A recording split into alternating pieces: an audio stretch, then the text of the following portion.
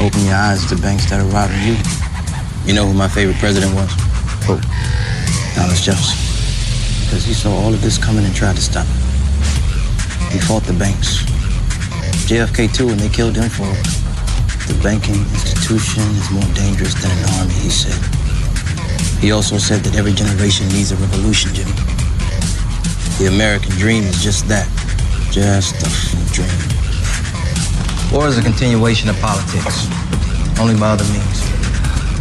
Politics is a continuation of economics by other means. This is our bank. This is our war.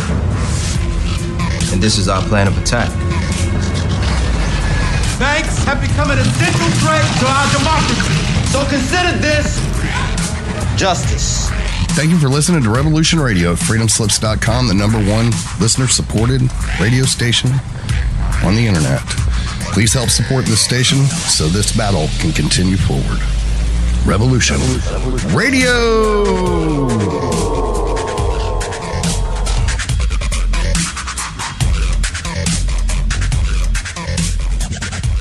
The opinions expressed on this radio station, its programs, and its website by the hosts, guests, and call-in listeners or chatters are solely the opinions of the original source who expressed them. They do not necessarily represent the opinions of Revolution Radio and freedomslips.com, its staff, or affiliates. You're listening to Revolution Radio, freedomslips.com, 100% listener-supported radio, and now we return you to your host.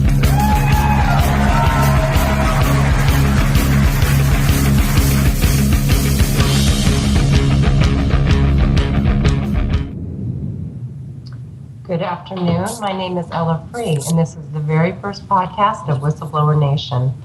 First off, I just want to say I couldn't be more grateful to be working with such an incredible group of people here at Revolution Radio. Everyone has been so warm and inviting and helpful to me, so I just want to give a shout out to them. But please bear with me through any technical glitches and hiccups that may occur. And I want to say thank you, Ahmad, for producing the show today. Really appreciate it. Well, let's first talk about the meaning of the word whistleblower.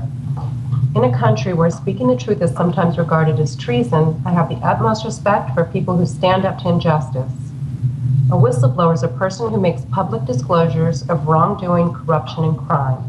The courageous people who do so often suffer retaliatory actions because of their disclosures. This show is dedicated to all you courageous whistleblowers out there who step up to expose injustices when and where other relevant government agencies and social institutions fail to do so. My main goal is to provide a platform for whistleblowers to share their disclosures and tell their stories. I also want to celebrate the heroism of unsung whistleblowers to help encourage more and more people to engage in this important civic duty, because shining the light on wrongdoing wherever it occurs plays an important role in keeping society peaceful, free, and just. So that right there is the purpose of the show. Today, I'm going to introduce you to a topic that is near and dear to my heart. It's a crime that needs to be exposed, and it needs to be exposed the most is because it's one that is actively harming thousands and thousands of outspoken victims, yet does not get any official recognition or action at all. The most important current examples of such crimes are organized stalking and electric harassment, which are harming untold numbers of so-called targeted individuals across the globe. These are covert crimes, so they're easy for the law enforcement and government officials to ignore, even those whose duty it is to enforce the rule and law and protect public safety. Many of you probably haven't heard about these covert crimes before. They're big, they're complicated topics, and I think one of the best ways to introduce you to these crimes is to have a victim and whistleblower tell you about his criminal targeting in Vancouver, Canada. And that man happens to be a dear friend of mine, so I want to welcome Dr. Matthew Aaron. First off, I want to tell you a little bit about him. The crimes of organized stalking and electronic harassment are so pervasive and destructive that Dr. Aaron is using an alias to protect himself from future retaliation and targeting. Dr. Aaron happens to have a master's degree in environmental toxicology from Virginia Tech and a PhD in neurobiology from Cornell University. As a recipient of the prestigious Fulbright Scholarship, Dr. Aaron also spent a year studying chemical engineering at the University of Karlsruhe in Germany. I hope I said that right. He has authored 34 peer-reviewed publications in the world's top scientific journals. Dr. Aaron's scientific training and background helped him make certain insights about the high-tech criminals and crimes that were perpetrated against him up in Canada. So hi, Matthew. Welcome to the show. Hi, Ella. How are you? I'm doing okay. I have a little bit of a cold, guys, so bear with me. But, as the saying goes, the show must go on. Thank you for the generous introduction. Well, no problem. You have a very, academic background. I think that's important for credibility's sake. And I guess the first question I have for you, since this is a new topic for many listeners, is what exactly is a targeted individual, Matthew? A targeted individual in the sense that the community of victims that I'm now a part of uses refers to an individual that has been targeted by a new form of covert crime that involves those two elements in various degrees that you mentioned: organized stalking and electronic harassment. Are you there? Yes, sorry about that. You caught me and I was running to grab a notebook real quick. Okay, so I guess my question to you is, we understand that this has happened to you. When did you first notice something was out of kilter when you were up in Vancouver, Canada? I left that last question. I gave a short answer to that last question. And I just wanted to, let me just say that these are very big and complicated crimes. And I think over the course of this interview and podcast, we can explore that more. I did give a very brief answer that doesn't do justice to the complexity and the destructiveness of these crimes. But I think over the course of this podcast, we can hopefully convey more about what those topics are all about. So your question to me was, when did I first notice something was going on in Vancouver, correct? Yes, correct. Well, I was not targeted before I went to Vancouver, and I had taken a consulting job at an environmental consulting company that basically has clients mostly in the mining industry. And I moved into an apartment right in the center of downtown Vancouver. And even on the first night that I moved into that new apartment, this apartment was up on the 15th floor, and it faced the alleyway, not the street in the front of the building, but it faced the alleyway. And just across this fairly narrow alley was a non-residential building in which I noticed a lot of really bizarre activities. Are you still there, Ella? I just want to make sure. Yeah, I'm still here. Okay. And we can get into some of those activities, but it was over the course of time that I realized that there were people in this non-residential building 24/7, and they were actually doing a lot of what you could call spying or voyeurism, or even it actually looked like surveillance of other downtown residents and myself. And they were also engaged in like visual harassment of residents. And this activity slowly escalated over time. And I made it clear to them that I saw what they were doing, and I even confronted some of the people that were leaving that building on the weekend. I actually confronted them in person to tell them that what they were doing was outrageous and criminal, and that if they didn't stop, I was going to try to expose what they were doing.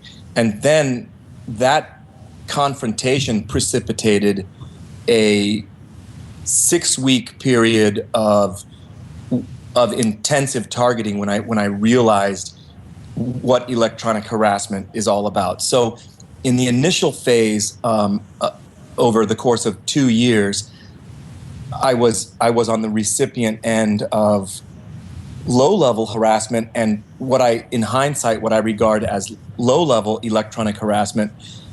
but then when I was targeted with sort of like the full force of their what do you want to call it, perpetrator squad, then it really amped up, and some of those the attacks just came one after the other, and they were I perceived them as having life-threatening force at times. So I eventually had to just abandon everything in Vancouver.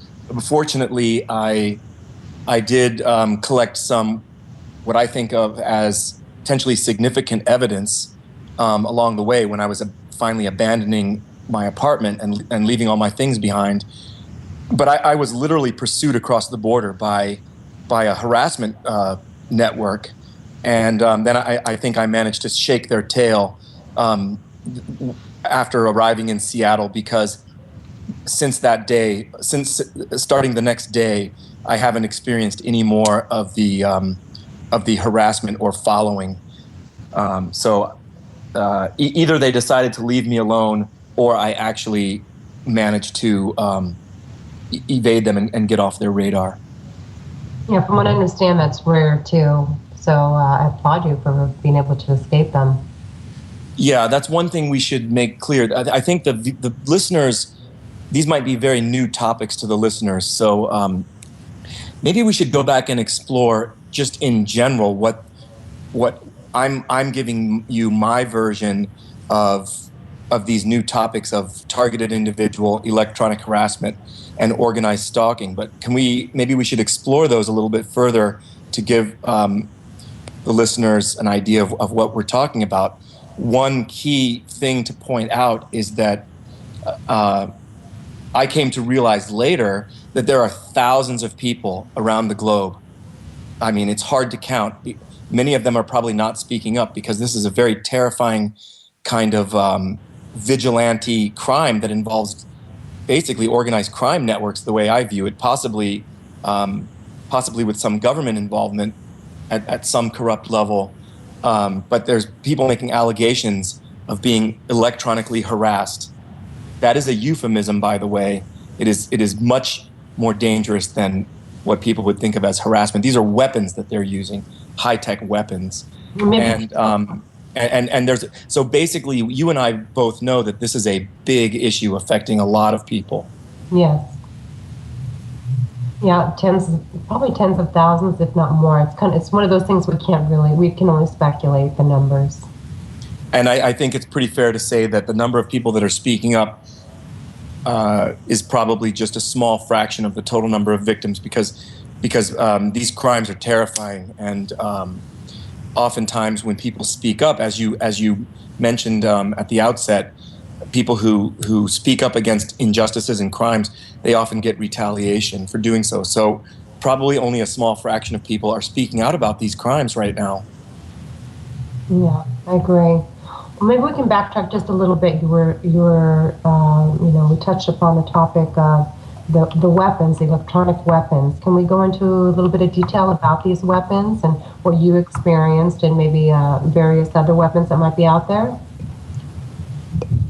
Well, I think so. I had my firsthand experience, which I documented in a report that I sent to the Attorney General of Canada, the RCMP, the Chief of Police in Vancouver, the Mayor of Vancouver, and the FBI.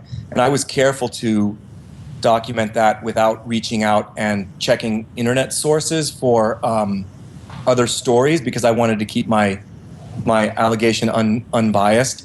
And just based on the principles and the effects that I experienced, I was pretty sure that the weapons that were used on me were basically analogous to anti-personnel weapons systems that are in development and even in use by the U.S. military that use radio frequency energy, which includes microwave energy.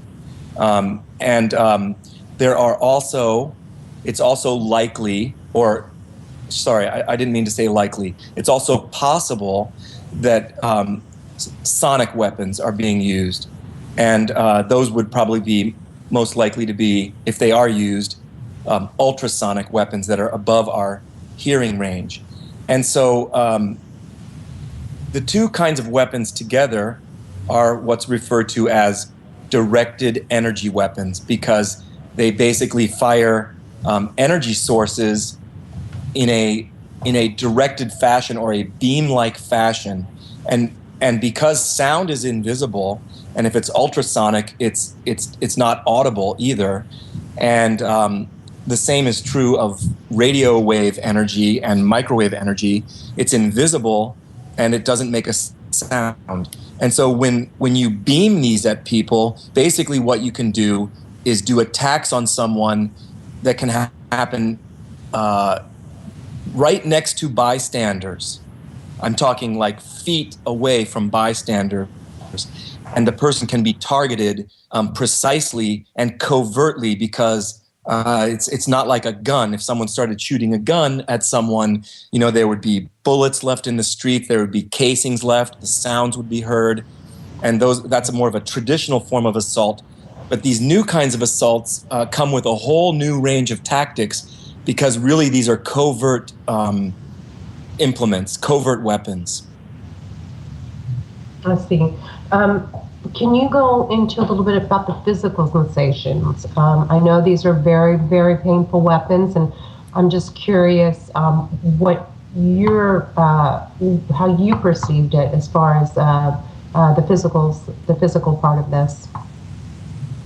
Well, let's introduce the listeners to a bit of news that's circulating right now, because that's relevant to your question, and that is approximately at the end of last year, beginning of this year, around that time period, diplomats were being targeted with mysterious electronic weapons in Cuba.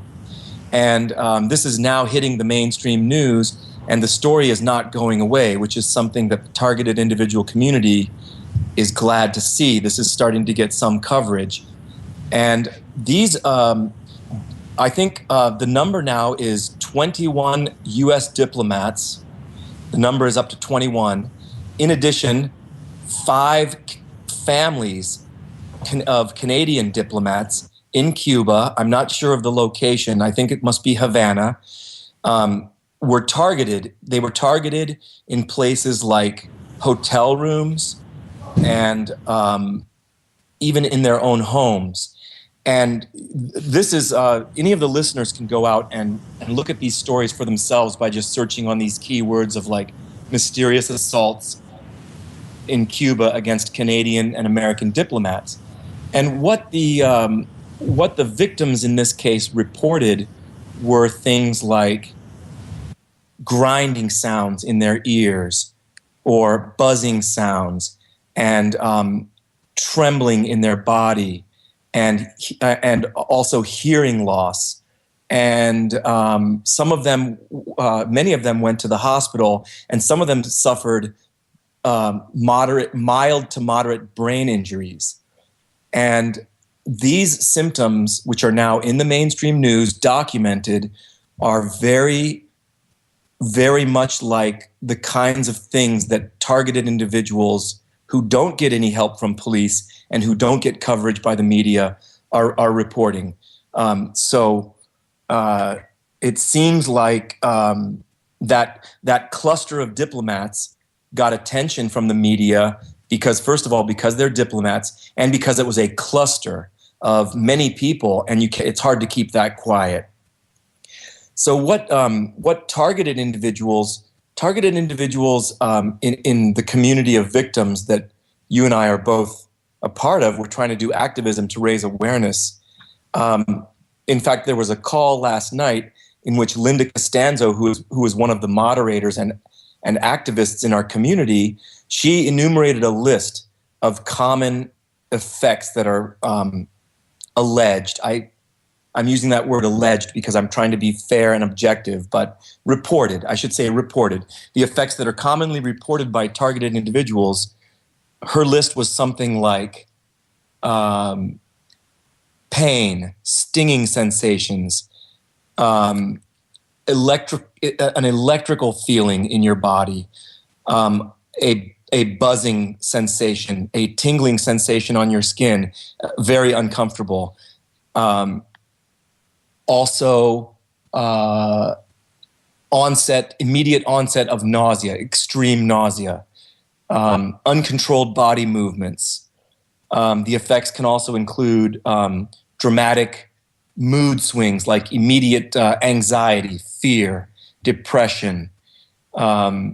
Also, these attacks can leave lesions on your body. Those have been documented by many people, and these would include things like sunburn, like bizarre sunburn spots appearing on your body where you feel the pain, maybe minutes to a couple hours after you felt the pain, welts, bruises, capillary damage, not just in random spots, but in the spots where you feel these jolts of energetic pain entering your body.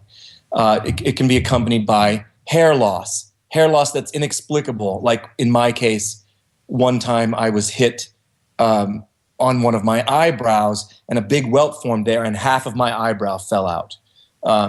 It grew back, fortunately.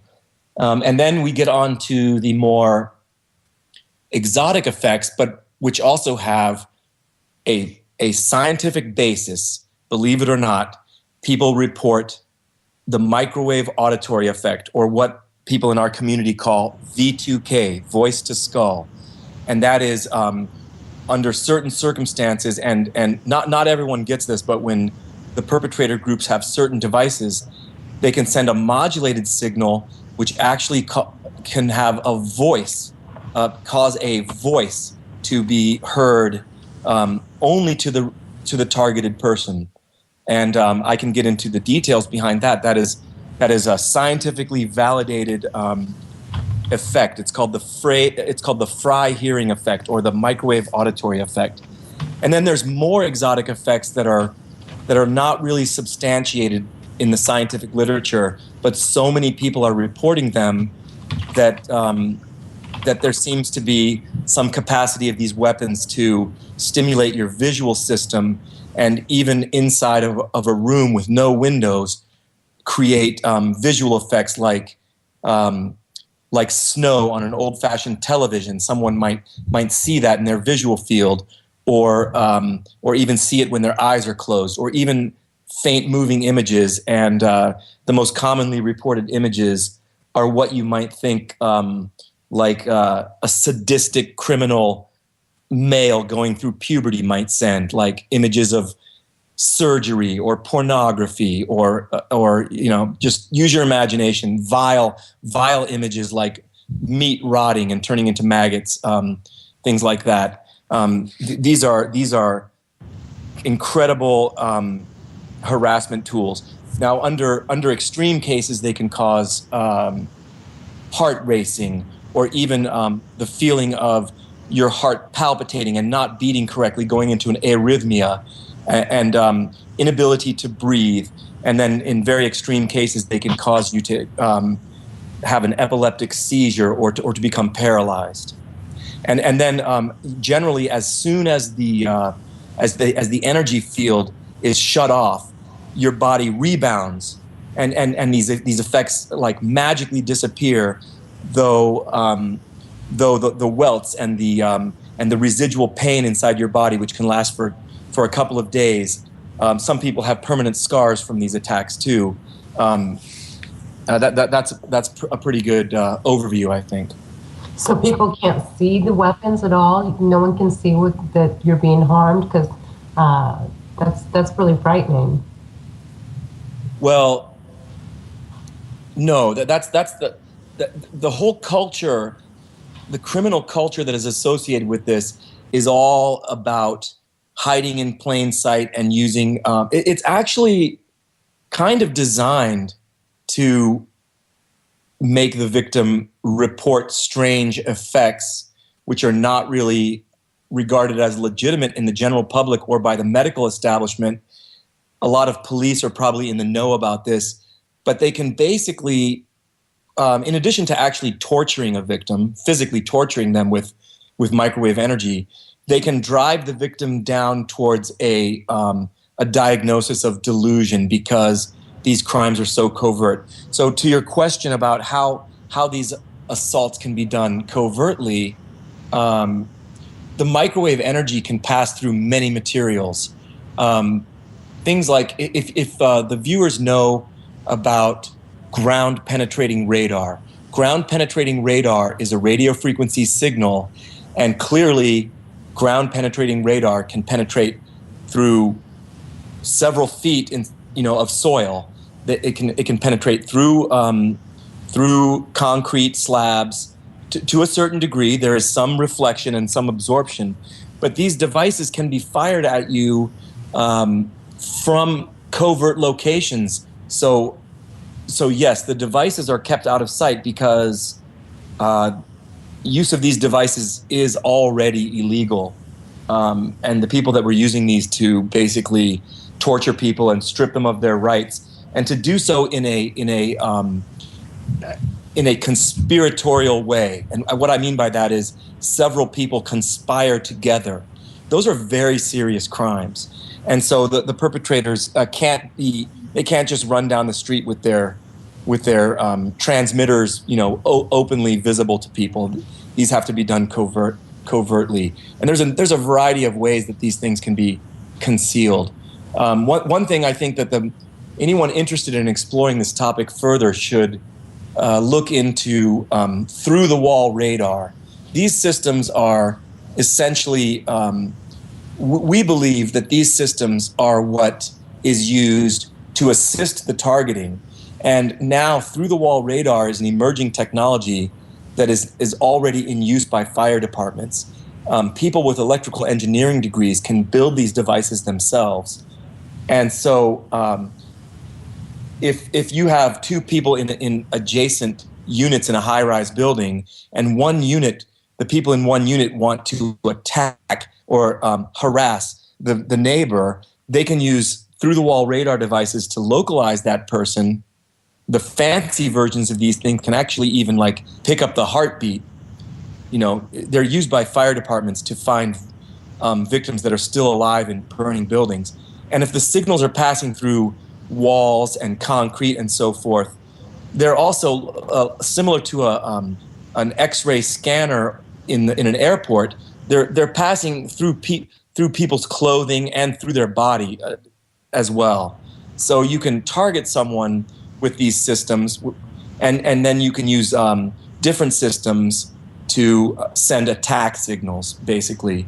And the U.S. military has a demonstrated very large interest in these directed energy technologies, and I believe that the idea of using this, and maybe even some of the technologies, have leaked into the hands of people with connections to law enforcement or military, and then they realize they have the perfect weapon to run organized crime in a variety of different ways, because there's no accountability. There's very little forensic evidence. And right now, the officials in the know won't even acknowledge this problem. That is a huge, huge issue, because it opens the door. It gives criminals a pass to engage in this activity. And the problem is growing rapidly. Yeah, sounds like, I know that to be a fact. I just heard it said that, there's all this plausible deniability, the whole idea behind targeting, and targeted individuals is that there's a built-in plausible deniability, and when people go to law enforcement or to some of the agencies or the FBI or even to their family and friends, the appropriate response I think everyone's trying to get is, support. And what happens, that's very rarely ever the case. I know, people end up in institutions, you go around saying you're hearing voices, but meanwhile, there's so many valid things out there to prove that this technology exists when it's being used in a more socially acceptable way. Like in Japan, when you lay your head on a window and only you hear the advertisement, it's through bone conduction. So there's little traces of the truth out there. People just need to be able to tie it together to understand what's going on. And then if you're in your house and you're like, I'm getting hurt in my home, I'm feeling pain, and whatever the case may be, Again, it sounds crazy. And one of the first things I think they try to do in these programs is make the person appear mentally unstable. That's like the first step, and it seems to be across the board with people. It's very discrediting, and it's just a shame too, because you really are looking for support, and and it's such a horrific crime, and that should be the case, but instead it's the opposite reaction, and it's just such an isolating experience. That's for sure. The victims are what the activism community is pushing for at present is just an acknowledgement that this is a criminal problem of very large magnitude. We just want recognition that the problem is real, because that would take away probably roughly half of the victimization. There's sort of two halves of the victimization. There's the physical torture and the assaults, and these assaults are as violating as rape, and they're extremely painful. So rape and torture are not inappropriate adjectives to use or descriptors to use to describe them. We call it electronic harassment. That is a euphemism. But the other half of the victimization is the effect that you get when you come forward, when you have the bravery to come forward and to say, this is happening to me. You run the risk of getting institutionalized just for leveling the allegation. In a mental hospital, friends and family, this is really hard to, it's hard to accept that something this horrific could be going on in our society for many people. And so you get this isolation where talking about this is like taboo and forbidden, and so it's very isolating, and that's half of the victimization right there. So we're pushing for public awareness and acknowledgement of this. But I think you just used the word. Did you just say deniability? Plausible deniability. Yeah, plausible deniability. Yeah. So the military-industrial complex has shown a documented interest in directed energy weapons for quite some time, and now they're deploying various kinds of directed energy weapons. Yeah, I think that's Reagan, the Star Wars, or some of Reagan's. I think that stems back, maybe even before Reagan. Oh, even before them. The Russians were ahead on the curve. It was the microwave. It was the embassy attacks in Moscow with microwave signals that happened from the late 50s to the early 70s that got the Americans' attention, and I think started the Americans into this. But the interest has been there for a long time, and these things have been under development for a long time. And I really like this quote from Metz and Kievit, 1994. And these were officers in the military. Maybe Air Force. And they wrote a paper called "The Revolution in Military Affairs and Conflict Short of War," published by the U.S. Army War College. Maybe they were Army, I guess. But anyway, this really encapsulates a lot about what directed energy weapons, like the essence of directed energy weapons. They say, quote, "The advantage of directed energy weapons over conventional ones is deniability. Mm-hmm. Against whom is such deniability aimed? Certainly not the narco-traffickers." They were using Central American narco trafficking as their example. So they continue. "Against whom is this deniability aimed? Certainly not the narco traffickers, who will quickly recognize that interception by the Drug Enforcement Agency or military planes leads to loss of their aircraft. Instead, deniability must be aimed at the American people, who do not sanction the imprisonment, much less the execution of individuals without a trial. And execution is how they will perceive it," et cetera, et cetera. So basically, they are correct in pointing out that there's deniability on every level. There's deniability that's intrinsically built into these weapons, and that's because to go back and restate, that's because the signals are silent, they're invisible, they do great harm, often without leaving very many forensic traces at all. Sometimes they can do great harm to a person without even leaving lesions on their body. And so deniability is definitely used by the perpetrators, but it can also be used by the relevant government institutions that because maybe they have their hands dirty on this.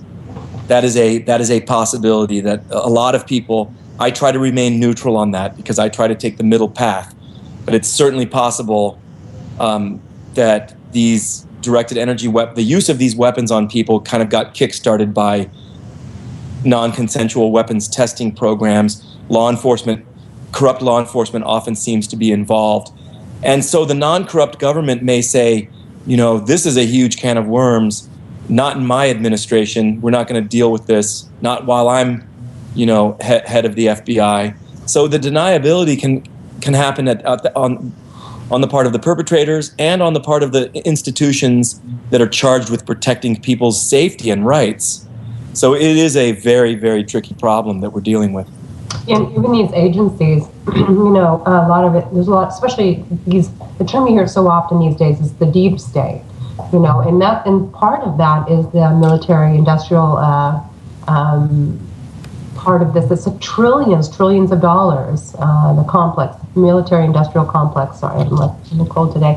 It's just trillions of dollars, and they're very involved, and they have their hands in, this shadow government with the agencies as well as the government. So it's really tough, and so they may have their hands tied because of that. You have trillions of dollars that are kind of tied into this, into the whole defense spending. So, well, I like to say at the very least at this point, the government, that's a very broad statement, but it's fair. It's fair to say it that way. The government is culpable of willfully neglecting this problem, despite the fact that U.S. citizens and the citizens of other respective countries like Canada and Europe and many other countries all over the world, the citizens of those countries are leveling complaints of these abuses. And so at the very, very least, the government is guilty of ignoring the problem because there is no way that they can be unaware that these problems are happening. Yes, I and then there's scenarios that are possible. And again, I like to stay neutral on this. I get criticism for remaining neutral on this, but it's hard to know. But there's a lot of possible ways that the government could be further culpable, and that is through testing programs. Many targets don't have any reason to have been targeted. They seem to have been chosen at random, and then their targeting goes on for decades. Yes, this targeting stuff has been going on for a few decades. It has picked up recently, which is why we're having this conversation, and many people are having conversations. But so that's hard to explain from like a traditional criminal standpoint, how someone could be targeted for so long. And so, yes, I take note of that. We want investigations as to why this is going on. There's only the two best explanations for that are, number one, it is some kind of a testing program that continues on, and number two is that the people that engage in this are really, really sick and kind of do it for fun. Just to sadistically torture people on and on for some kind of sick enjoyment or something similar to that. It's hard to know how deep this goes, how deep the government's guilt on this goes. A lot of people believe this is human experimentation. And, there was a program, the MK Ultra program, it was in the 60s, and people found out about it in Congress. We went to Congress, and It was the church hearings, and supposedly the MK Ultra was disbanded, and that human experimentation program was no longer supposed to be existing. So there's a thought that this is just a continuation of MK Ultra, and it has various names like Naomi and all these various names that are being used that kind of mirror the MK Ultra model. So to me, MK Ultra and other non-consensual testing that is in the history of our glorious country are very relevant because our country sadly does have a history of doing non-consensual testing, like the Tuskegee experiments, where they gave people syphilis and then did not treat them. And syphilis is contagious. So that, and MK Ultra, where they, it seems from the documents that were saved and disclosed, that they were heavily into testing very strong hallucinogens on people. And listeners, let me just interject something real quick. And for the listeners, these aren't conspiracy theories. These are facts. You can go on and read about MK Ultra. You can read about the church hearings. You can read about COINTELPRO, which is a possible element that goes into this. And the experiments, I thought they were the Tuskegee, but you probably pronounced it better than me.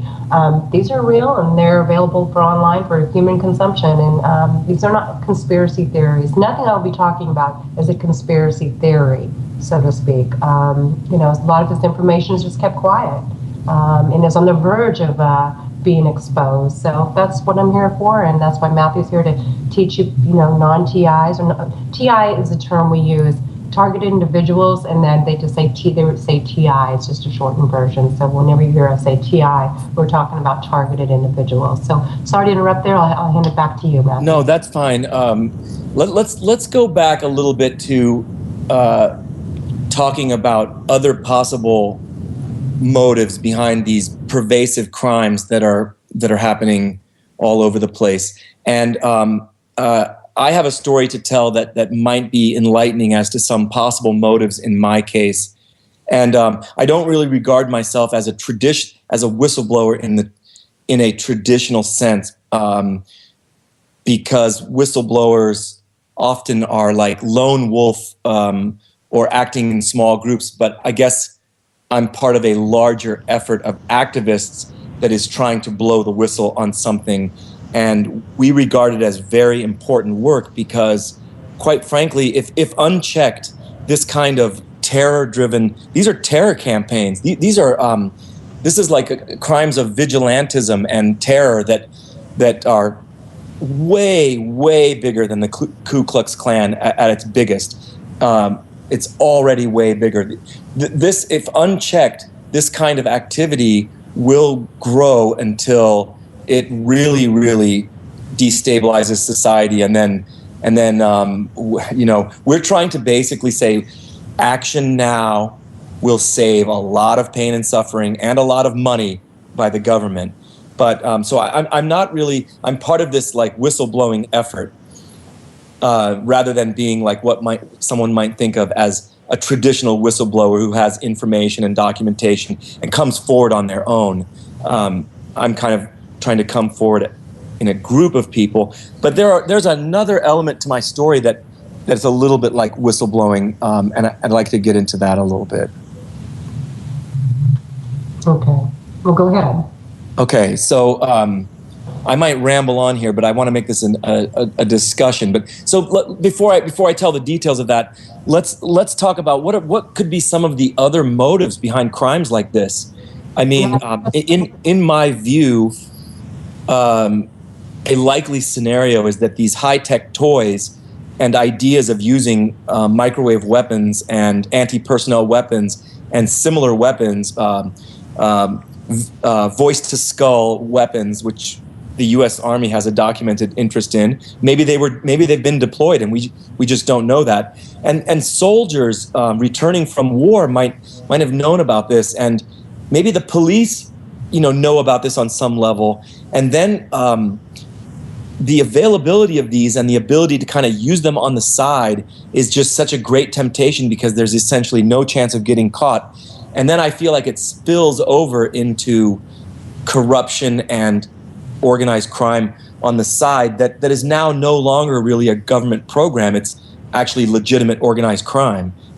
And that has a whole series of possible motives, money-making motives. I mean, what are your thoughts on that? Well, I think it's, I do think the deep state's involved on some level. I do think that these weapons aren't that complicated. Some are. There's very advanced versions of these weapons.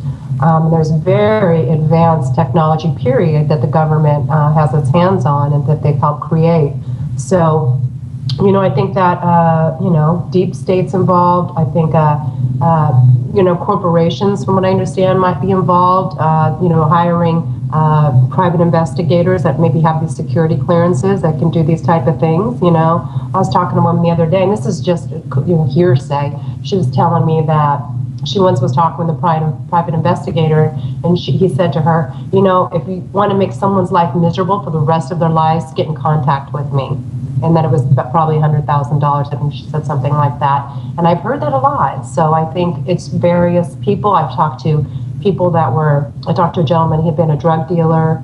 The drug cartel had their hands on some of this. I mean, these weapons are around, and I get upset when people say, it's only the government, it's only this, because I've talked to enough people and I've seen enough evidence and experienced things. So I definitely believe it, it's not just one, group of people. And I think there's training grounds, like in your case, you didn't do anything to anybody. You happen to be at the wrong place at the wrong time, and then there's people, I've talked to wives that are going through divorces and the husbands pay someone to do this to them, make them look crazy to get the kids or whatever the case may be. So there's, revenge, there's, ways of controlling people, people, I hear lawyers come to me and say they're targeted for taking on corporations or, I've talked to a lot of people about this. So, so I think it's a broad spectrum of groups and people that are doing this. So. Right. So just thinking about the different, so it's like the ideas behind these technologies, which can be recapitulated by electrical engineers using essentially off-the-shelf hardware. We live in a wireless world, and there's all kinds of, transmitters, and there's even, as there's even companies on the clear web that sell radio frequency harassment devices. That just suggests that what's on the dark internet, there must be marketplaces of these things. Yeah. And once the idea is out there, it's like the genie is out of the bottle. And so let's say you are a drug distribution gang, and you need muscle for your drug distribution. Your distributors, sometimes they don't pay to resupply. Okay, so what do you do when a distributor doesn't pay to resupply? Do you go break their arm, right? Or you go break their jaw? Well, that leaves forensic evidence, right? People don't generally break their own jaw. Well, a better way to coerce someone or to punish them would be to use directed energy weapons, which are essentially tantamount to severe physical torture, and there's almost nothing you can do to defend yourself from these public attacks that can come from anywhere, and that leaves no forensic evidence. And if the victim complains about it, they actually harm themselves more because they get sent down that pathway of psychiatric hold or psychiatric incarceration.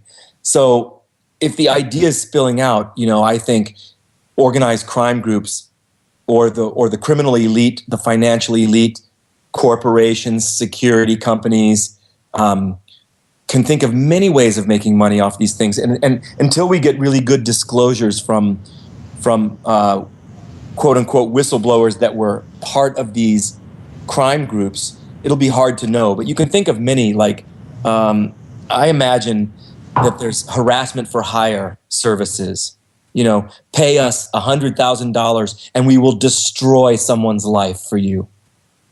There's probably a lot of people that would pay that to destroy the life of their ex-spouse. They want custody of their kids. Make sure their spouse gets put into a psychiatric hospital. Instant custody of kids, no questions asked. These are speculations, but we're starting to get bits and pieces of revelations that are pointing in these directions. Corporate espionage using through-wall radar and corporate rivalry. Corporations have a lot of money. I think in general, hiring these systems probably does cost a lot of money. In my case, yes, I happened to move into the wrong apartment, which I think, I will wait for validation of my evidence. But I tore some evidence out of the walls that hopefully one day will get validated. But it's very, very unusual evidence, which I think you've seen the documentation of that. I've put videos on YouTube under Dr. Matthew Aaron. I titled the video Microwave Emitting Drywall. And I'm confident that there's something going on with that. But I basically think that my apartment was pre-rigged with harassment devices, electromagnetic harassment devices that were basically hidden all throughout my apartment. And they switched that on a few times. And I had no choice. I had to flee the apartment. My own apartment, I had to flee out of there. Why do I think that apartment was pre-rigged? Well, it was right across the alley from that non-residential building that was full of people partying all hours of the night, spying on people, doing visible illumination and probably radio frequency harassment of all different residents in Vancouver. And then I was getting all of that electronic harassment at a low level. And then I confronted them. I didn't realize how dangerous they were. I confronted them. And then I think the motive behind them, they basically revealed the harassment network to me at that point. Once I was targeted, people were coming out of the woodwork. I couldn't go anywhere in Vancouver without being assaulted by these things. Even police started to participate in ways that are hard to prove, but in ways that I've never experienced before, like harassment skits that would happen, that the police would be involved in, that would happen minutes after I was assaulted with these devices, which, by the way, left beam traces in my window. I also posted that evidence to YouTube under my name, Dr. Matthew Aaron, my alias that I'm using. So anyway, I really like that. Go ahead. No, sorry, I didn't mean to cut you off. I was just going to say that was very convincing evidence. I really enjoyed that video, and I think it's a very important piece of documentation. Yeah. Some people have claimed that those marks on my window were from suction cups, but I can tell you that I have additional pieces of evidence, and that is I never saw those marks before the assaults that happened right at the two spots where I was standing next to my window and got smoked by some kind of beam right through the window, and also the same mark was burned into my visual field. If anyone's ever used an arc welder, if you look at an arc welder while it's going without a protective goggles, you'll get photopigment bleaching in your visual field, and for quite a long time after, you can see the electrode. I'm not sure that's what they call it, or the rod that's used in arc welding, the carbon rod. You can see that arc in your visual field. Well, in my visual field after that assault, where I was looking back at this beam weapon type device, that same concentric circular grill mark that was on my window was also burned into my visual field for 24 hours. I tried to go to an ophthalmologist, but the doctor that I tried to get that referral to did not like the fact that I was alleging that a microwave attack had left that burn in my visual field. So in my case, just checking in. Are you still there, Ella? Sure, I'm right here. I just put myself on mute to kind of keep the background noise at bay. Oh, okay. When that's what it is. When you put yourself on mute, the background noise goes away. Okay, that's fine. Thanks. You're welcome. The motive switched from me being yet another tenant in this pre-rigged apartment, which, by the way, I came to find out all the previous tenants in my apartment had only stayed for a very short period of time before moving out. One of the tenants prior to me had also done damage to the apartment.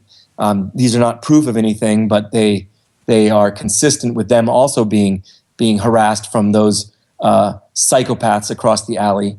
And then the motive switched when I started taking a stand. The motive switched to amping up the attacks to drive me away from the area permanently.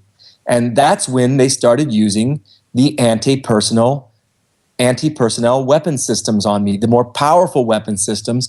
And that's exactly like what the active denial system is designed for, to repel people from areas, because even the strongest and toughest Marine cannot stand to be in the beam of the active denial system for more than a couple of seconds. And you can see that when you're watching the news. They show it being used against protests or groups of people that are considered problematic. So that's something we've all seen on television. Right. Well, I don't think they've ever used the active denial system on protesters. I think they've used the LRAD, Okay, sorry about that. Yeah. Yeah, the long range acoustic device. But the idea, they're both directed energy weapons. And what we're talking about, and I think what most targets are dealing with, are like smaller, more compact versions of these larger devices. But we don't have very good answers about the technology, so I don't like to spend too much time talking about it. We need help to figure that out. But let me make a disclosure that I've never made before. But if we have the time, it involves me kind of dipping down into my story in a higher resolution for about 10 or 15 minutes, if that's okay. Okay, so once the heavy targeting started, where it was extreme pain, extreme induced muscle trembling, flashes of electric pain, lesions being left on my body, attacks coming through the concrete slab from the apartment directly above mine and out on the street from unknown sources. Once that started, it was intense, and it involved a lot of people. I didn't have a car when I lived in Vancouver, so because Vancouver is a very walkable city, and I was living right downtown and working downtown, so I was a pedestrian out on the street a lot, and a sitting duck to these kinds of attacks. Probably, I'm going to guess, probably from devices that may have been mounted in vans and trucks, in addition to possibly smaller generators and transmitters that people carried around with batteries and aimed at me, which sometimes by themselves don't really hurt that much, but when a bunch of people, like a pack of wild dogs, are slowly following you around with these things, it's very uncomfortable and very painful. It sounds like a horror movie. It really does. Yeah, it is. It's like it's like the zombies come out after you. It's really, you really go down a rabbit hole. But when this first started to happen, the first time I was mobbed on the street, in this, like, you can't run around like a frantic person. Here we go. We'll come back, Matthew, right after this break.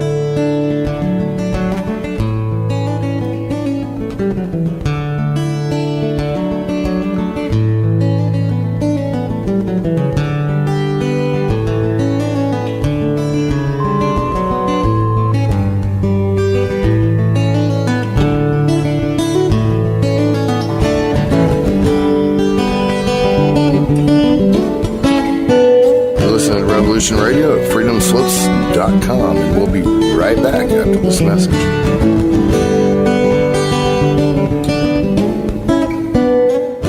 Ladies and gentlemen, can I please have your attention? I've just been handed an urgent news story, and I need all of you to stop what you're doing and listen. On the go? Still want to listen? Don't have one of those fancy phones with too many buttons? Don't know what an app is? Or you don't even care? Well, we got you here at Revolution Radio. Now you can dial in 24/7 to listen to our shows. We have a number for Studio A and Studio B, and best of all, it's free. Don't forget, your carrier charges for your cell phone provider may apply, though, so check with your cell provider to make sure. So ready? Here you go. Get a pen. Here's the number. Studio A is 712-432-6958, and Studio B is 716-748-0112. Thank you very much for listening to Revolution Radio, freedomslips.com, the number one listener-supported radio station in the world. Hey everyone, it's Barbara Jean Lindsay, the Cosmic Oracle. If you have questions about your past lives or future plans, need answers from the cosmos about your love life or career, or just want to keep your finger on the pulse of the planet, check out my show, The Cosmic Oracle, here on Revolution Radio at freedomslips.com.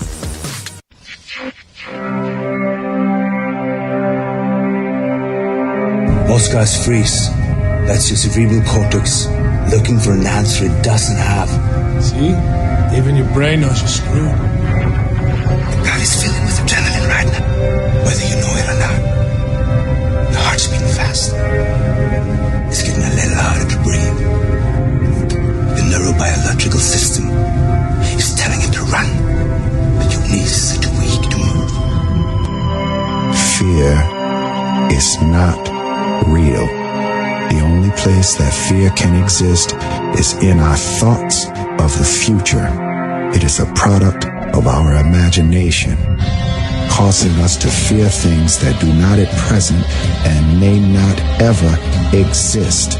That is near insanity. Do not misunderstand me. Danger is very real, but fear is a choice. We are all telling ourselves a story. You're listening to Revolution Radio at freedomslips.com. 100% listener-supported radio. Reporting to danger. Unafraid. Right here, where information never sleeps. Revolution. Radio.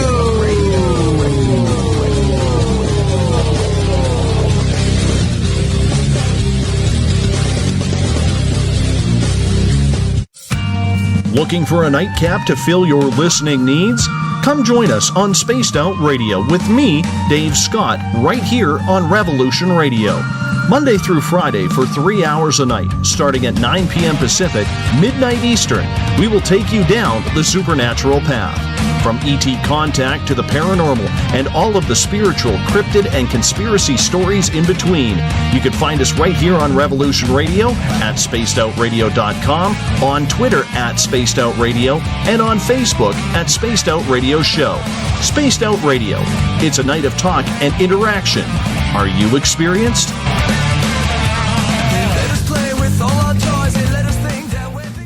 Join me weekdays for my new show, Tell Chris Joe. This is going to be a problem show brought to you live from Kensington.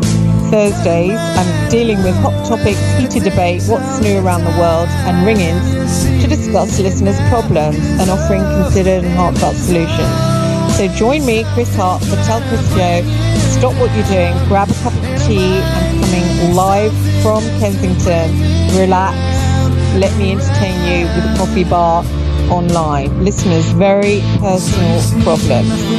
So that's Thursdays, 2 p.m. in the afternoon, Revolution Radio, freedomslips.com. See you there. It's going to be lots of fun.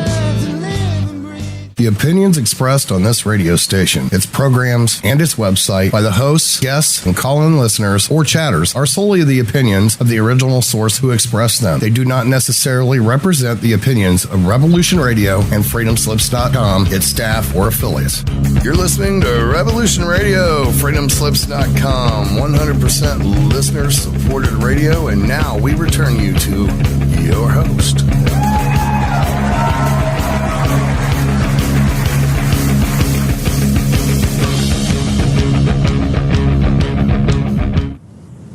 Well, welcome back, listeners. Again, we're interviewing Dr. Matthew Aaron. He is a targeted individual, and he's introducing this topic to our listeners. And anyways, I'll go back to you, Matthew.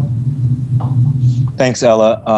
I was just trying to tell a portion of my story of what happened to me up in Vancouver, Canada, because it's suggestive of maybe some whistleblowing connections that I can make about Vancouver to a limited extent. Everything needs to be taken with a grain of salt because I don't have documentation, but the story is suggestive. And what I was describing to you was this transition from the low-level harassment and the low-level electronic harassment and surveillance.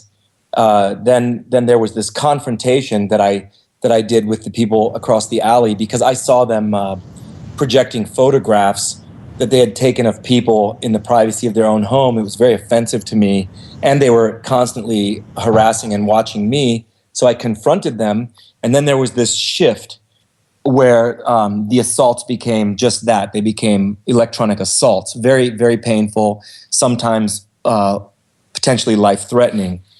And the first time, initially when these attacks happened into my apartment, I would run out of my apartment. Okay, I did that a few times, and in one case, I ran out of my apartment. It was 6 o'clock in the morning. This was one of the attacks that left one of those very unusual beam marks in my window, a permanent beam mark in my window. I don't have access to the glass anymore, but I took video recordings of it. They're online. You can search for them on Dr. Matthew Aaron, targeted individual, or beam mark. And I ran into a donut shop that was in the same in the footprint or in the ground floor of the building right across the alley. Not part of that non-residential building, but just attached to it at the bottom. And I wanted to be in a space with bystanders. I felt safer there. Certainly, my apartment was being assaulted by these dangerous beams or fields of electromagnetic radiation. So I ran in there. I quickly linked up with some people who had been out partying all night. Total bystanders, very friendly. I sat at their table and we started talking. And moments after I joined their table, the young woman that I was talking to said, "Look over there. What's that person doing?" And there was a person who looked completely clean shaven, a South Asian person who was hunched over, slumped over onto the table. And I can't remember if he was there or not when I went in. But it makes more sense that he wasn't given what. But I can't remember for sure. Anyway, a few minutes later, a uniformed Vancouver police officer came in and walked up to that person who looked to be passed out at the table, although was looking completely fresh and showered, not like they'd been up all night, certainly not like a homeless person, and started shaking their shoulder. And the person on the table did not move at all. So the Vancouver police officer spoke into his radio. It was inaudible. It might have been just moving his lips without actually speaking, and continued to try to wake this person up. Several minutes later, 4 Vancouver police officers came in. This was in Brecca Bakery and Cafe on Davie and Hornby Street. And they started crowding around. Like it was like they were kind of pretending that they were getting donuts, but they were also kind of, I couldn't tell. It almost, the impression I got is that they were called for backup because of this person that was passed out at the table. And then one of the perpetrators from the 1190 Hornby Street, that medical building across the alley from me, appeared outside the bakery. And it was dark at this time. This was in the winter. This was December of 2015. And the woman that I was speaking to said, look outside. This is so weird. Do you know that person? That lady outside is like trying to get your attention. She looks like, I don't know, she looks like she's acting really aggressively. And that is what she was doing. She was trying to get me to come outside. And I just ignored her. And then eventually she came inside in front of all these police officers, walked up to me, and she said, "So?" And I was like, do I know you? Of course, I did recognize her from that building, but I'm right in front of the cops. I wanted to diffuse the situation. So I said, "I think you have me confused with someone else." And she's like, "No, I think you know me." And I was like, I mean, this is audibly within feet away from 4 uniformed Vancouver police officers. And I said, "No, I don't know you. You have me confused with someone else." And again, I did recognize her as one of the after hours occupants in that building across the alley. And I left with those young people that I had hooked up with. And just as I was walking out, I saw the person at the table jump to his feet. And he was like maybe a 30-year-old South Asian guy. And he shrugged his shoulders at the main cop that had been tapping him on the shoulder. He had a smile on his face, and he just jumped up into a fully alert position. And then I was out of there.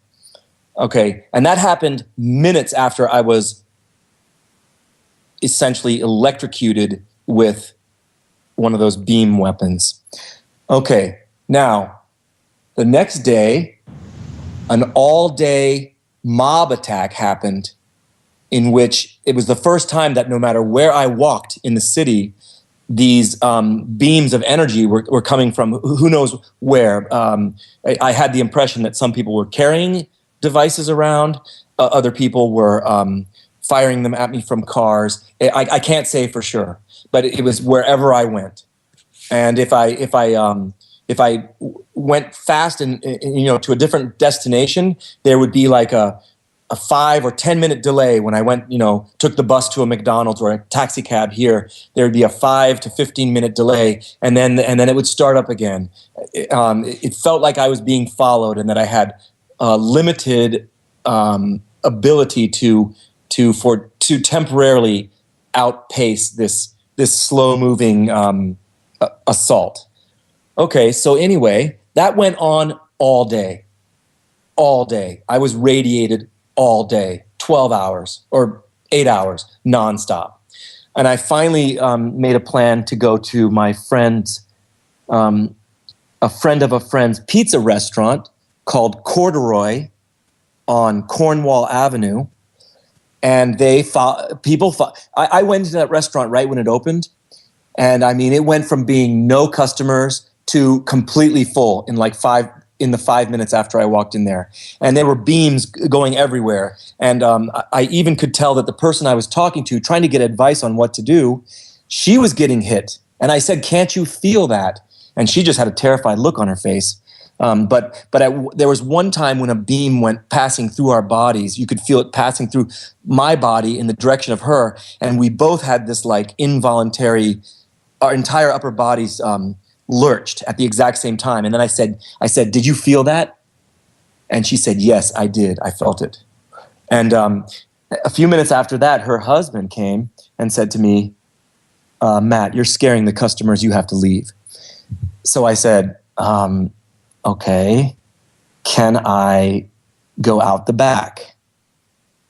And he's like, "Yeah, okay, you can go out the back." So I went out the back, and I hid in the small alleyway behind the restaurant for as long as I could. I mean, I wanted to just hide there for like hours, basically, until the people following me had dispersed. But then after about 20 minutes, I heard voices and footsteps coming down this dark alley. This was basically just a walkway.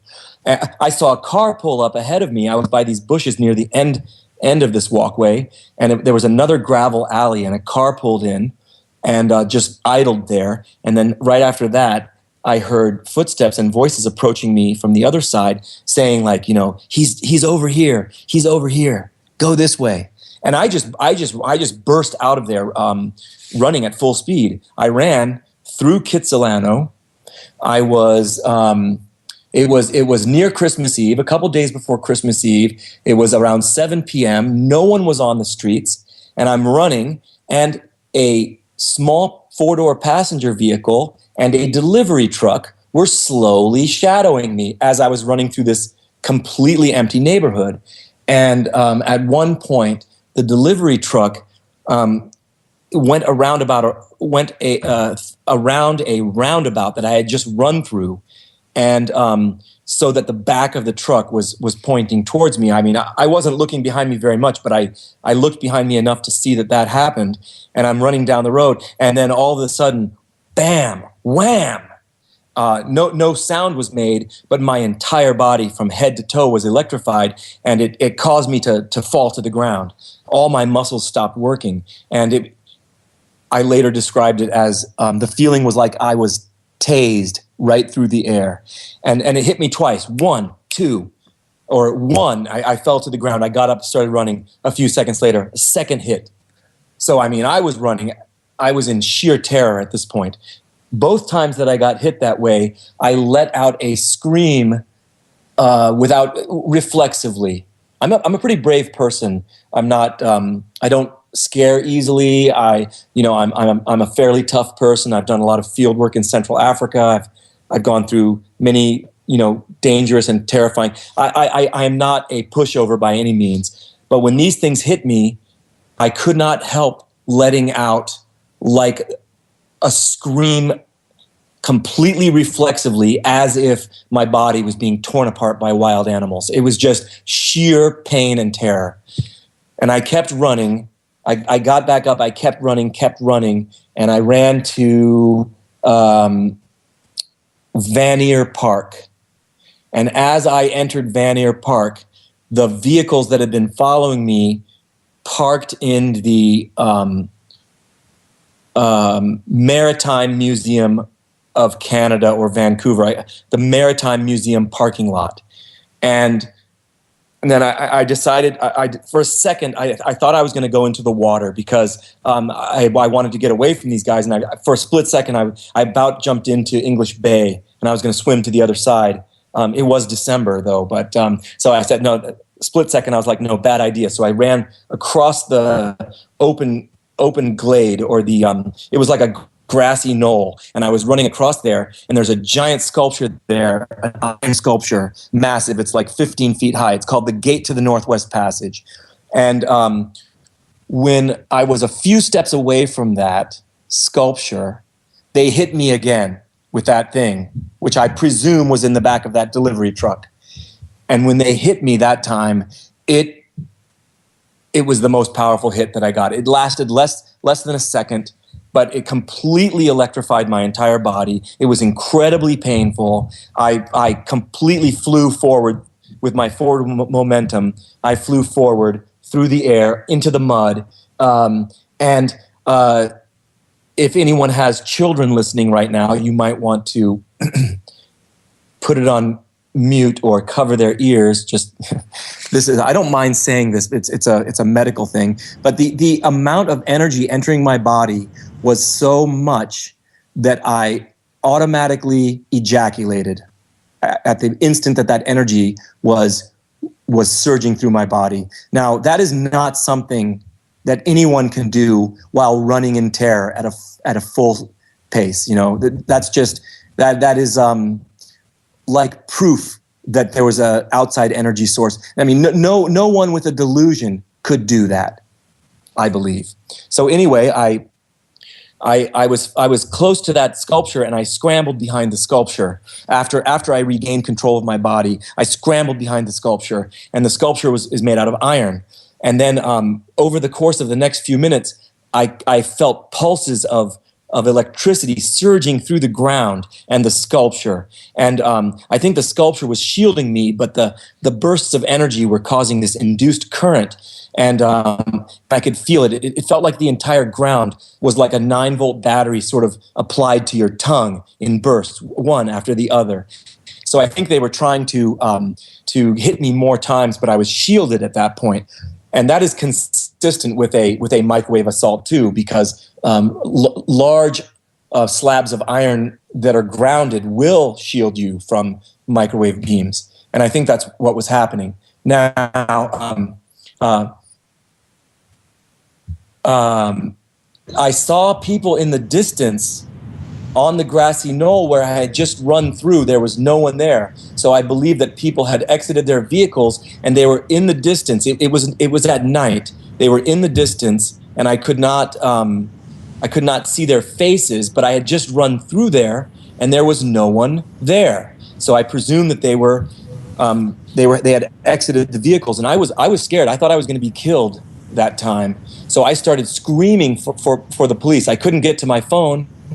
I had just crashed to the ground. All my belongings had crashed out of my pockets and stuff. And I think my phone was in my jacket pocket at the time. I couldn't get to my phone. I started screaming at the top of my lungs for police. For 90 minutes, I was pinned down there. 90 minutes. Finally, one of the people who was standing in the distance came running down the hill and did that deniability thing and said, "Are you okay? Do you need the police? Do you want me to call the police for you?" And I didn't know what to do. I kind of suspected this person was involved in it. Like, why are you waiting in the distance when someone is screaming for their life? I said, "Yes, call the police, get the police." And the police with some EMTs arrived presently after another. It was an hour before that person came running down the grassy hill. And then it was another half an hour before the police came. I was keeping my head low the whole time. And in that intervening time, those vehicles left. Those people and those vehicles left. I was there alone. And then the EMTs and the police came. Well, wouldn't you know it, it was 2 undercover police officers from the Granville Downtown South CPC, Community Policing Center on Granville Street. And how do I know that? Well, they were police officers. They identified them as such. And they weren't wearing uniforms. And one of the officers was the same person who less than 2 days before had been pretending to be passed out at that table in Brecca Bakery and Cafe. Wow. Yep. And that is not something I am questionable about, that ID. And I'm gonna, for the sake of time, I'm gonna leave off another type of harassment skit that happened again moments after I was assaulted with these things. It was like the police were trying to entrap me into making a claim of directed energy. Now this time at the statue, the police came up to me and talking to me like, I'm a highly educated person and there is nothing wrong with my mental health. And that police officer came up and said, "Oh, hey, what's going on? What do you think happened to you tonight?" Talking to me like I was a child, asking me before I even was able to open my mouth, asking me, what do I think happened to me tonight? That it was so bizarre. So I said, I don't know. I don't really know, but I was hit by something like someone hit me with a taser right through the air. And then the police, I started to bend down to get my stuff, and the police said, "Don't worry about that. We're going to take care of that." And then the police officer was like, "Well, so explain to me what happened." And I said, it was like I was tased right through the air, and the energy was so great that I ejaculated automatically. And then the 2 officers giggled to each other when I said that. It was extremely violating. After a few more minutes, the police officers were collecting my stuff, and then the emergency response vehicle pulled up, and I had hypothermia from being on the ground for 90 minutes in the winter with no coat, and they started treating me for hypothermia. They opened up a space blanket, one of those Mylar space blankets, and they put a heating pad on my shoulder, and this only happened for 30 seconds, they crowded around me, and my view was blocked for 30 seconds. And then when the blanket came down, the 2 officers were gone, leaving me they just left, leaving me no option to explain my story. And then the emergency technicians said, we're going to take you to St. Paul's Hospital to be checked out. And at that point, I can't really get into the details, but the emergency responders took me into their locker room, their like employee locker room, and other emergency medical technicians came in, and they crowded around me again for about an hour to 90 minutes. And during that time, they electronically assaulted me in their locker room. And I don't know the details of how they pulled that off, but I will tell you this: each emergency medical technician or paramedic, whatever you want to call them, had their utility shoes on, and on the tip of one shoe, just one shoe of each person, there was a little antenna type thing sticking off, about a quarter to a half an inch sticking off. And the reason that my attention was drawn towards that is because as I was sitting there in their locker room with no explanation, of course, I was scared at that point. After seeing the same police officer and not knowing how big this conspiracy to conspire against people, using conspiracy in that sense of the word, not knowing how big and dangerous this was, I just kept my mouth shut. And they kept me there, and they did not, there was no explanation and no questioning at all. And I just said, well, I'm going to keep my mouth shut and see where this goes. And as I was sitting there, I felt the beams of energy that many targeted individuals can relate to cutting into my body, going into my body, into my internal organs, and sweeping through my body. And they were thin beams, like pencil thin beams. And you can sometimes get, with your eyes closed, even your eyes closed, actually it doesn't matter because you can't see the beam. You can get a sense for the angle of the beam, like dancing on your skin and cutting into your body and then sweeping off. And the angle of this seemed to be coming from near the floor. And that's what drew my attention to their shoes. And then I noticed that the movement of their shoes, they were kept switching positions in this crazy kind of like, it was a surreal experience where they were crowding around me, and they kept switching position and talking in this highly animated way, sort of like I'm doing now because I'm trying to get through this story in time. But basically, my attention was drawn to their shoes because of the trajectory of these painful energy beams going into my body, and so I believe that that the assault was carried out that way. And later, a few weeks later, I saw someone on the street doing the same thing with their shoe, aiming their shoe at me. And they also had like a little nub or an emitter or an antenna on there. It was the same exact kind of shoe as those paramedics were wearing. Now, to bring this story to a close, to get back to your original topic, the whistleblower topic.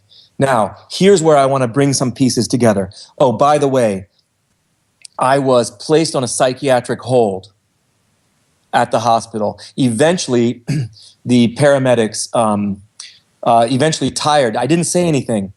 They were inflicting pain on me with these devices. I didn't say anything. They were talking about their other cases of helping people, talking basically inappropriate talk in front of me. I was in their locker room, and they were saying, yeah, that person was really weird. We were trying to help that lady. She was all flipped out. I'm never going to forget that lady. And I could tell that they were that was the nature of their talk over the whole hour to hour and a half period. And I could tell that they were on the verge of dispersing. I mean, I don't know how they had an hour and a half to sit there in their locker room, essentially torturing someone that they just brought in. But then out of the blue, without saying anything else, I could tell they were about to disperse. And I said to those paramedics, who I hope can listen to this recording, I said, I'll bet none of you are ever going to forget me. And one of the guys, the tall, lanky guy, said, you got that right, bud. We're never going to forget you. And then they went on their way. And then I was placed into a psychiatric hold for 2 weeks. Actually, I was placed on an indefinite psychiatric hold, and I put in an appeal to appeal my hold. It took 4 days for me to see any psychiatrist. The psychiatrist looked scared when they came in to talk to me. I was completely fine. There was no further electronic harassment in the hospital is St. Paul's Hospital. And I was in the psychiatric hold. And the psychiatrist took 4 days to see me. And the topic of what brought me in there didn't even come up at all. It was such a surreal experience. I actually didn't even bring it up either. And it was just like, you guys aren't even going to ask me what the circumstances were that brought me in here. So anyway, I put my appeal papers in. The day I had not a court case, but an appeal case by the hospital administration, I guess, the review board. My case was assigned, and on the morning of my hearing, I was released without explanation. And so because of that, I could never speak to that board. Now, tying these loose ends together, some of the staff inside the hospital were very professional to me. I think this could be going on without them even knowing. The psychiatrist who first spoke to me looked really scared, like she might have had an inkling of the major abuses that are going on. But one of the nurses was very nice, and she goes, when I was getting my stuff, she goes, I can't believe you came in here with binoculars. And I said to her, yeah, I said, there were some really bad people in an organized crime group that were after me. I needed those binoculars because I was on the run. And she's like, oh, that's crazy. That's a crazy story. That's a wild story. Who were these people? And I said, well, do you know 1190 Hornby Street? It's right across the alley from my building. That's the focal point of all this. And she goes, oh, that's weird. That's where the HR department of our hospital is located. So the HR department of Providence Health Care is located in 1190 Hornby Street. Also, Providence Health Care Research Institute is located in 1190 Hornby Street. This is the non-residential building right across the street right across the alley from my apartment, where I see all that activity at night, the drug-fueled parties, the harassment of other people, the people in camouflage spying on people. All this activity is going on there.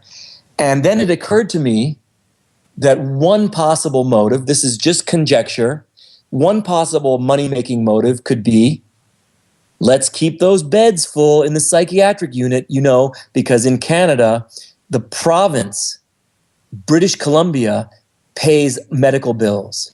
So basically, if the hospital is keeping their psych hold units full, and that's why I got released, because new patients were coming in, if they keep those beds full, what do you think a 2-week psych hold is worth in a hospital? It doesn't require any fancy procedures. It just requires meds and a bed. And I'm sure they make, $1,500 a night at least, times 14. Keep those beds full. They're group rooms. It's just a conjecture. And I want to put that one out there, because if officials start to really investigate where these electronic harassment networks, it's large organized crime, and I will encourage British Columbia officials, including the Attorney General, who we lost the server. Well, let me hang it up. Now the server's back. Let me try and get Matthew again. But you're still live. Yeah. Can they still hear me right now? Yeah, you're still live. Yeah, well, while we're waiting for the technical issues to work themselves out with the mic. Hi, Matthew. Did I say something too controversial? Maybe, you just never know.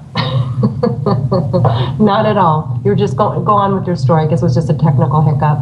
There's issues with Skype. Okay, I'm not trying to be. I'm trying to. I thought maybe I had said something that crossed a line of what I can say. Not with the station. Okay, so where were we in the story? Oh gosh, no, that's a good question. We were just talking about, I don't remember precisely, honestly. Well, did I tell you that I was placed on a psychiatric hold? Yes, you just started to tell us about that, yes. Okay, after the paramedics at Providence Health Care, paramedics had electronically harassed me in their locker room. Yes. Okay, so what the last point that I wanted to make is that I was in the St. Paul's Hospital on a psychiatric hold, and it took 4 days for a psychiatrist to see me, and she looked very scared when she talked to me. She did not ask me a single question about the circumstances that had brought me in. I can't say that that's evidence of anything, but it was a very weird thing because I thought for sure that the conversation of what had brought me in there would have been a topic of conversation. Not to mention, she looked frightened, and I was completely fine. I was calm, polite, lucid. I mean, it must have been bizarre to her to see someone like me sitting in front of her. And so I put in my papers for an appeal. This is an appeal run by, I think, a board of people where you can contest your psychiatric hold. I put papers in for that. I was scheduled an appeal hearing after 2 weeks. It happened after 2 weeks, and I have to say that during my time in the hospital, I got professional treatment. Although the response from that one psychiatrist was bizarre. I was treated professionally. I was not harassed, or no pain was inflicted upon me. They treated me well within the hospital. The hospital staff may not be involved in this. Basically, the criminal harassment network may have infiltrated positions right up to essentially the gateway to the hospital. But I put in for my appeal, and the morning that my appeal hearing was scheduled, I was released without explanation. And that morning, let me check and see if you're still there. Okay. I'm still here. Okay. That morning, the nurse that, so because I was released, and therefore my case, my hearing by fiat was canceled. Obviously, I wanted to be released, so I'm not going to contest that. So basically, it's a way for them to get out of having a hearing. I was released with no explanation. The day before, it was as if they were going to keep me there indefinitely. The next day, the morning of my case, released, no explanation. So, and also we should go back. You've never been hospitalized before for mental issues. You're educated, you're intelligent, you have an academic background, so this is not normal for you to end up in these type of right. hospitals. Absolutely, yeah. Absolutely. And I mean, in all fairness, I've had bouts of situational depression during crisis situations in my life. In all fairness, right? Like most people. Yeah, and you know what? I'm going to give props to myself. I'm honest enough to disclose that. Yeah. But it never had been hospitalized before. It was a new experience for me. So one of the really friendly nurses in the 8C ward, the fancy ward. I was first in the not so nice ward for part of the time, and then I was put up into the fancier ward after a few days. And the nice blonde nurse there said, she was giving me my stuff, and she was laughing. She was very friendly, and she goes, "I can't believe you came in here with binoculars." And I said, "Yeah, I had binoculars." I said, "I was on the run from some serious criminals that were basically chasing me all around town."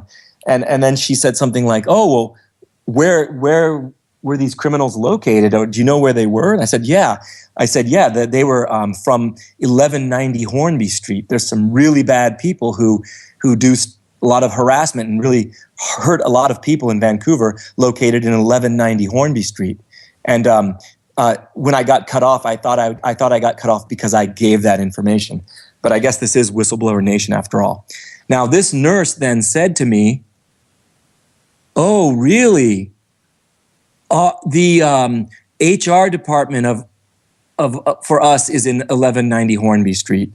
So the HR department for Providence Health Care is in the building right across the alley where I saw all this harassment activity, stalker training activity, surveillance activity, and quite frankly, these like drug-fueled all-night parties that I think were used to reward the stalkers. That's 1190 Hornby Street, in addition to other property management businesses. But they're located there, they're big, and so is the Providence Health Care Research Institute.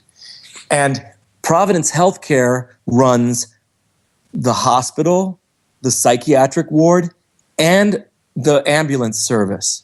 So I would like to offer a possibility for federal officials to consider. The Attorney General of Canada, who I contacted, should consider this. Other people should consider this.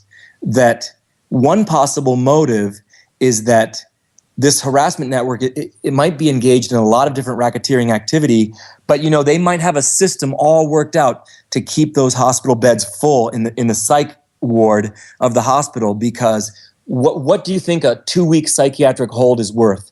By the way, in British Columbia and in Canada in general, it is the government that compensates the hospital for those kinds of situations. Your government health care pays the hospital. So if officials start to take this seriously, they should consider how these harassment networks might be defrauding government and taxpayers of their money, because a 2-week psych hold is probably gravy for the hospital. No fancy procedures. It just requires medications. I was only in front of a psychiatrist for 3 brief times in that 2-week period. So basically, it was like I was just given a shared room. And what do you think that the government? I mean, what do you think the hospital charges the government? $1,500 a night at the least. Could be more. Could be $5,000 or $10,000 a night for a 2-week psych hold. It probably costs a lot of money. Yeah, that's a topic I'm going to definitely have some discussions about. That's something that needs to be exposed. Just this greedy corruption of these not just the mental health, but our health systems. So, anyways, go back. Well, the last thing I want to say is that I don't.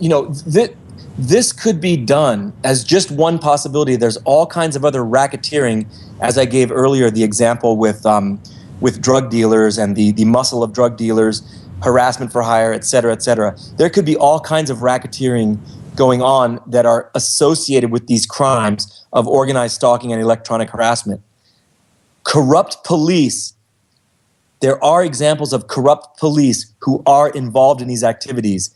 That is my allegation, and that is the allegation of many other people. And there's many people who even have documentation of that kind of harassment from police that's associated with this. But I would like to say, in all fairness, that many of the hospital staff and even some of the psychiatrists, these crimes can be done so covertly that it does not mean that everyone in the hospital is in on it. It might just be some corrupt elements in the hospital administration, and of course the paramedics. I point my finger at them, and I have no doubt that many of those paramedics have been recruited into this. But as I think Bill Binney said on one of your calls, in these harassment networks, they can be highly compartmentalized. And to quote Bill Binney, I believe, or maybe it was Kirk Wiebe, the lie can be different at every level. So even many of the people in the middle of this kind of in the middle of this might not be aware of what's really going on. I'll stop there, Ella, because I don't want to take up your whole call. Sorry for rambling on with my story for so long, but it has a lot of details associated with it.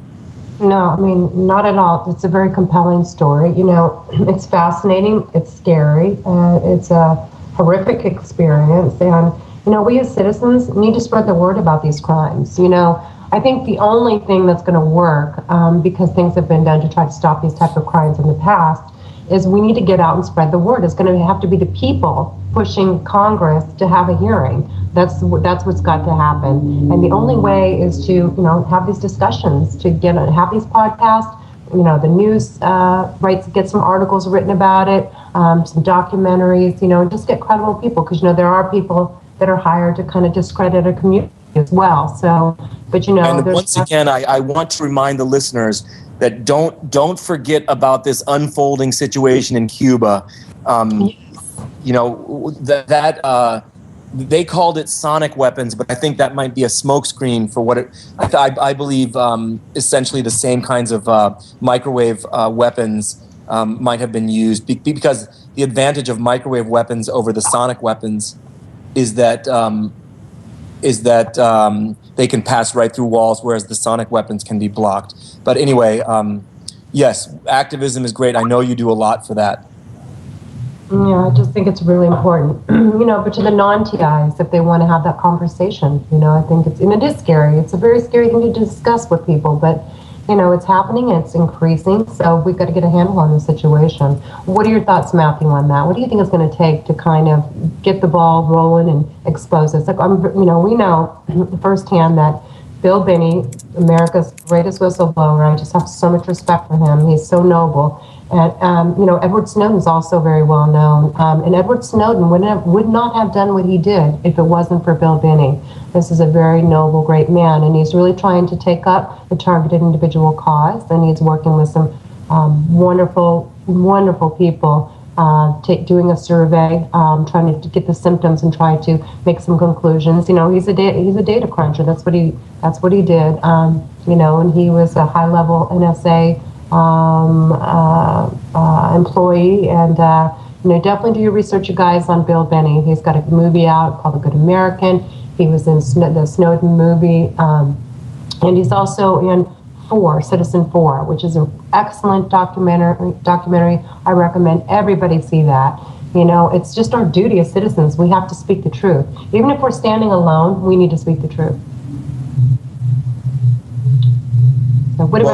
You asked me what do I think this is going to take, and I think it's just going to take activism, grassroots activism on many levels, supplemented by maybe some big disclosures, and I believe this is actually as important as the civil rights movement. This is actually an issue that's way more important than people know, and I think it will emerge as the most important human rights and law enforcement and public safety issue of the 21st century. And I think we have exciting times ahead of us, but we also have a lot of hard work ahead of us. I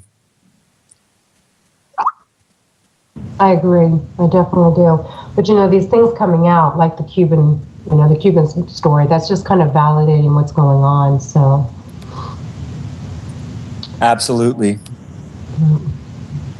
Okay, so I'm not sure how it works here, because this is my first show here. I don't know if we can end a little early. I'm not exactly sure how that goes. Do we have time for a question? Should we have a question? What do you think, Ahmad? You have about 8 minutes.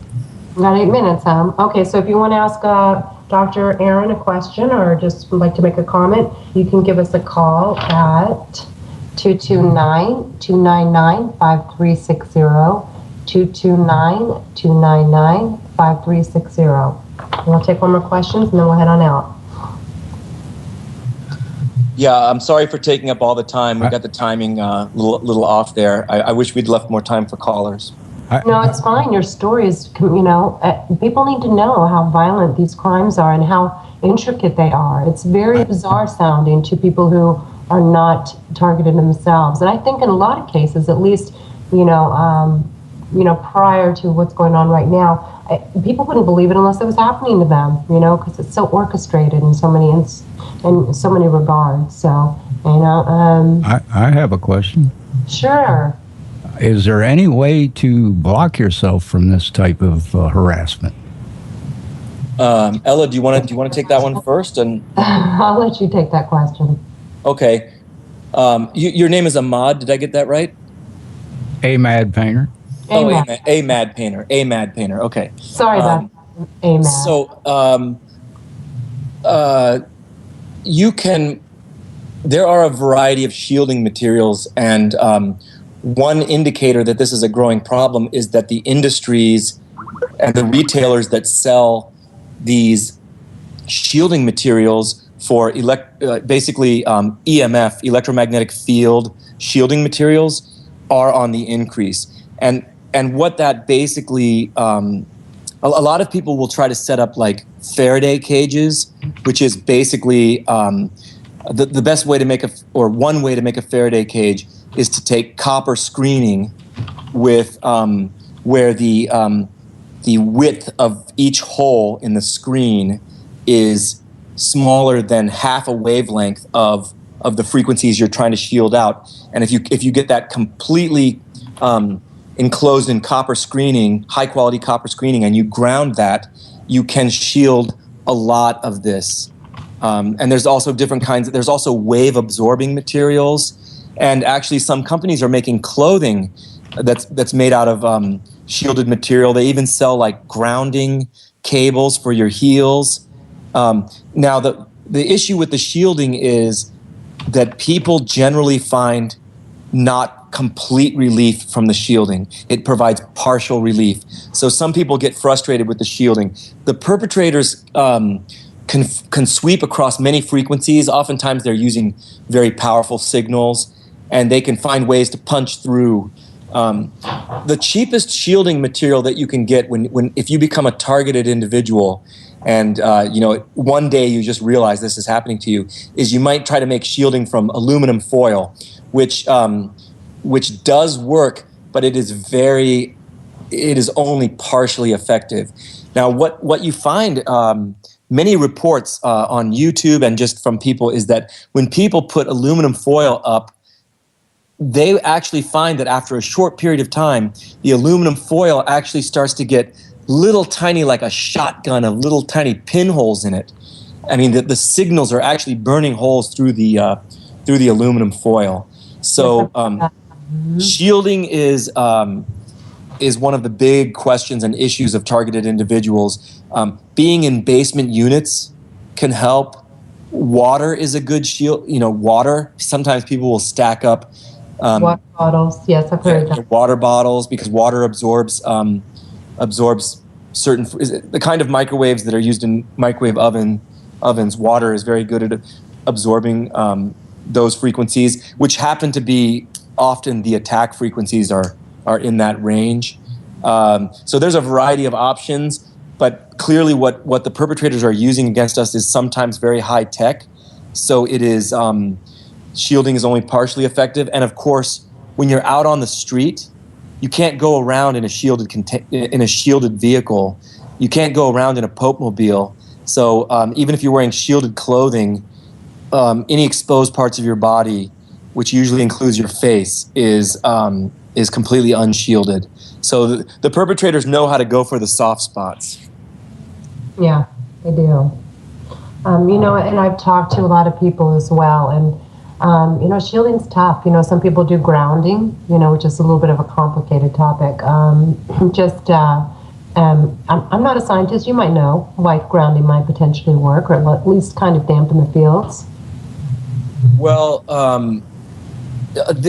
these attacks can induce, I think the attacks are capable of inducing a potential difference. I'm not sure about the theory on grounding either. Certainly, I know this for a fact, that when shielding is grounded, there's two kinds of shielding. There's absorbing materials and there's shielding materials, metallic conductive shielding materials. And the conductive materials work way better if they're grounded. But oftentimes the home ground, the third prong, is not set up right. So a lot of TIs will actually make their own grounding stake that goes way into the earth. So shielding works better when it's grounded. Now, as for grounding the body, it makes sense that during an attack, you might be able to bleed off some of the induced energy through a ground, but I don't know. I can't explain why, like, grounding yourself between attacks would help you. So grounding plays a role, but the effects of these microwave signals on biological tissues is somewhat complicated. So I can't really answer that question as to why people should ground themselves. Yeah, and nutrition, because, a lot of this has radiation or has radiation byproducts. So basically, I know that taking care of your health is really important, and seek help or anything that has potassium and iodine, but you have to be very careful with that. You can disrupt your thyroid, so that's something you have to be really looked into, and people use a lot of natural products trying to help heal the body, because this is, it destroys the body on a slow speed. Sometimes, quite quickly, as Matthew mentioned earlier, sometimes people will have burns or what appears to be like bruising in the areas, as our friend Midge, we have pictures of a friend and she had like black eyes. So it varies. Go ahead now. Thanks a lot, Ella, for for letting me on your first show. Thank you, Dr. Aaron, and don't forget to tune in next week. I'm going to say whistleblower Karen Stewart, so don't miss it here on Studio B.